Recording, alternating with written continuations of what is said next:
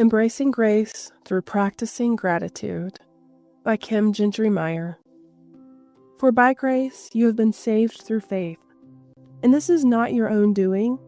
It is the gift of God, not a result of works, so that no one may boast.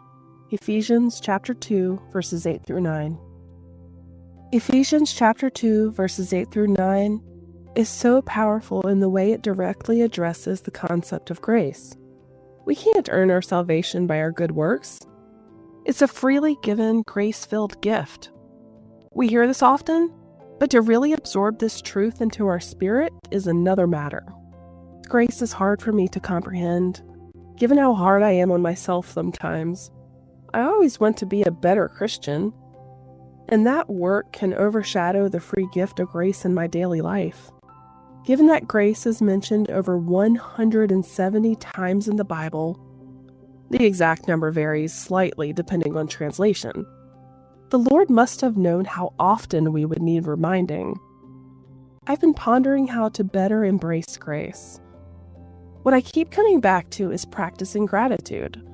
As I focus on gratitude, I feel more connected to and comfortable with grace, especially the kind given by the Lord. On my Facebook, Instagram, and Substack, I've started listing a daily gratitude highlight.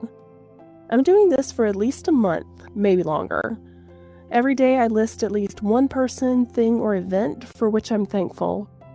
As I take the time to prepare my posts, I'm realizing how much I have to be thankful for. As I'm living with that gratitude, I'm also becoming more accepting of the grace that has covered all of it. I decided to do this Gratitude Highlights project publicly to give thanks to the Lord for all He has done, because I believe it's one thing to write it privately in my journal, but it's another thing to say it out loud and post it for others to see. The former is easily forgotten. The latter is a testimony and a declaration of the grace of God. It's a line in the sand and a permanent reminder I can draw upon when I face difficulties. If you're like me and have a bit of trouble embracing grace, I invite you to try what I'm doing. I believe it will help us embrace grace better in this new year. Here's to embracing grace fully in 2025. Questions for reflection. Do you ever find yourself trying to be a better Christian through your own efforts and feeling you fall short? How do you remind yourself in these instances to embrace grace? Grace is not a topic we hear a lot about in our current culture.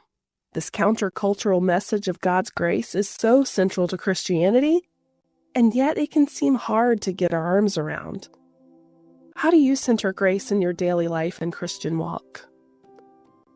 I invite you to try my Gratitude Highlights project. When you're finished, come back to this article and reflect on your ability to embrace grace. Has it increased? How has your life changed?